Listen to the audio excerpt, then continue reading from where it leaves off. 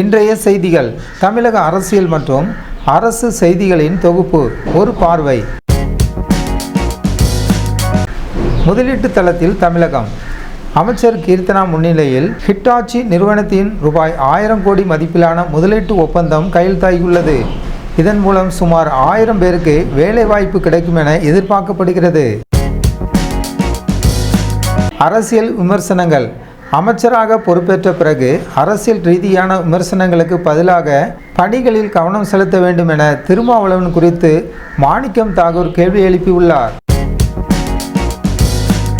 Sofa model சர்ச்சை.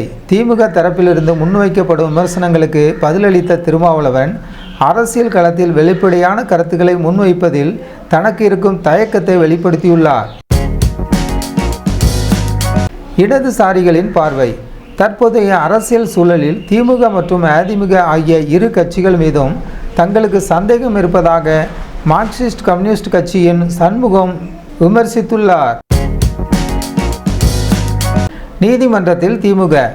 அமைச்சர் ஆதவ் அர்ஜுனாவிற்கு எதிராக திமுக தரப்பில் தொடரப்பட்ட அவசர வழக்கு உச்சநீதிமன்றத்தால் தள்ளுபடி செய்யப்பட்டுள்ளது. முன்ஜாமீன் மனு தள்ளுபடி. திமுக ஒருங்கிணைப்பாளர் அன்பானந்தன் அரியப்பன் தரப்பில் தாக்கல் செய்யப்பட்ட முன்ஜாமீன் மனு தள்ளுபடியாகிறது. இது அவர் மீதான சட்ட நடவடிக்கைகள் குறித்து எதிர்பார்ப்பை அதிகரித்துள்ளது. திருவல்லிக்கேணி காவல்துறையின் நடவடிக்கை. செந்தில் பாலாஜி தொடர்பான விவகாரத்தில் திருவல்லிக்கேணி காவல்துறை அடுத்த கட்ட சட்ட நடவடிக்கைகளை முன்னெடுத்து வருகிறது. எச்சரிக்கை விடுத்த செங்கோட்டையன். மக்கள் பிரதிநிதிகளை அணுகுவதில் கண்ணியம் காக்க வேண்டும் என்றும் விலை பேசும் செயல்களில் ஈடுபடுவது ஜனநாயகத்திற்கு எதிரானது என்றும் செங்கோட்டையன் கண்டனம் தெரிவித்துள்ளார்.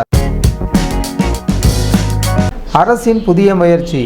வருவாய் ஆய்வாளரின் நேரடி ஒப்புதல் இல்லாமலேயே சான்றிதழ்களை பெறும் வகையில் தமிழக அரசு புதிய திட்டத்தை அறிமுகப்படுத்தியுள்ளது.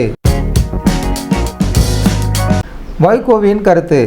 விஜய் தலைமையிலான கட்சியின் அரசியல் நகர்வுகள் குறித்து வைகோ தனது தனிப்பட்ட ஆலோசனைகளை வழங்கியுள்ளார்.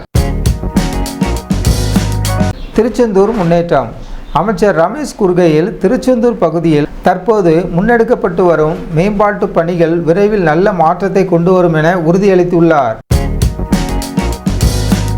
அமைச்சர்களின் செயல்பாடுகள். அமைச்சர் கீர்த்தனாவின் சமூக ஊடக பதிவுகள் குறித்து எழுந்துள்ள விவாதங்களுக்கு பதிலளித்த திருமாவளவன் மக்கள் பிரதிநிதிகளின் தனிப்பட்ட சுதந்திரம் குறித்து கருத்து தெரிவித்துள்ளார்.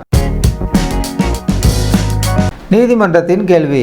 சட்ட ரீதியான சவால்களை எதிர்கொள்வதில் திமுக தரப்பு சந்தித்த பின்னடைவுகள் குறித்து நீதிபதிகள் சில முக்கிய கேள்விகளை எழுப்பியுள்ளனர். சட்ட போராட்டத்தில் தாவேக. சட்ட விவகாரங்களை எதிர்கொள்வதில் தாவேக கட்சியின் அணுகுமுறை திமுக தரப்பிற்கு சவாலாக அமைந்துள்ளதாக அரசியல் விமர்சகர்கள் கருதுகின்றனர். விஜய் குறித்த வழக்கு. முதலமைச்சர் விஜய் மீது எந்தவித குற்ற வழக்குகளும் இல்லாத சூழலில் அவர் தொடர்பான விவகாரங்களில் நீதிமன்றத்தின் கருத்துக்கள் முக்கியத்துவம் பெறுகின்றன.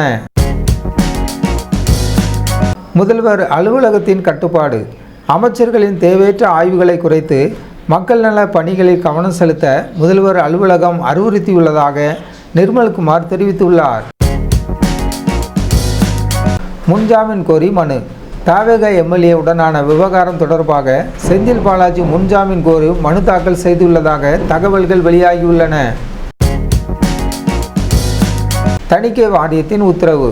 திரைப்படம் ஒன்றின் தணிக்கை விவகாரத்தில் 43 வினாடிகள் நீக்கம் மற்றும் 13 இடங்களில் ஒலியினை நீக்குமாறு தணிக்கை வாரியம் ஜனநாயகம் படத்துக்கு உத்தரவிட்டுள்ளது. எம்எல்ஏ விளக்கம். ஸ்ரீவைகுண்டம் தாவேக எம்எல்ஏ எழுப்பிய குற்றச்சாட்டுகளுக்கு அமைச்சர் அனிதா ராதாகிருஷ்ணன் விரிவான விளக்கம் அளித்துள்ளார்.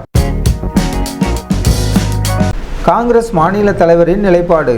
கூட்டணி அரசு சிறப்பாக செயல்படுவதாகவும் எதிர்க்கட்சிகளின் விமர்சனங்களை விட மக்கள் பணிக்கே முன்னுரிமை அளிக்கப்படுவதாகவும் மாணிக்கம் தாகூர் கூறியுள்ளார். நீதிமன்ற அவமதிப்பு வழக்கு. கரூர் விவகாரம் தொடர்பாக அமைச்சர் ஆதவ் அர்ஜுனா பேசியது குறித்து தனிப்பட்ட முறையில் நீதிமன்ற அவமதிப்பு வழக்கு தொடர உச்சநீதிமன்றம் அனுமதி வழங்கியுள்ளது. முதல்வரின் கரூர் பயணம். வரும் 10ஆம் தேதி கரூர் செல்லும் முதலமைச்சர் ஜோசப் விஜய் துயர சம்பவத்தில் உயிரிழந்தவர்களின் குடும்பத்தினரை சந்தித்து ஆறுதல் கூறுகிறார். இதற்கான ஏற்பாடுகளை ஏடிஜிபி அன்பு ஆய்வு செய்தார். இரட்டைமலை சீனிவாசன் பிறந்தநாள்.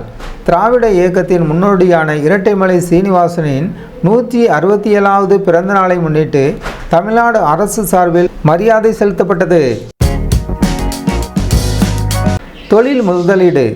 ஹிட்டாச்சி நிறுவனத்தின் மேற்கொள்ளப்பட்ட ஒப்பந்தம் தமிழகத்தில் தொழில்துறை வளர்ச்சியை அடுத்த கட்டத்திற்கு எடுத்து செல்லும் என எதிர்பார்க்கப்படுகிறது. வன்னி அரசின் பதில். விசிக கட்சி தங்களது கொள்கை முடிவுகளில் உறுதியாக இருப்பதாகவும் தேவையற்ற விமர்சனங்களுக்கு தக்க பதிலடி கொடுக்கப்படும் என்றும் அமைச்சர் வன்னி அரசு தெரிவித்துள்ளார். மரியானோவா நியூஸ் சேனலுக்கு புதியவராக இருந்தால் மரியானோவா நியூஸ் சேனலை சப்ஸ்கிரைப் பண்ணுங்கள்.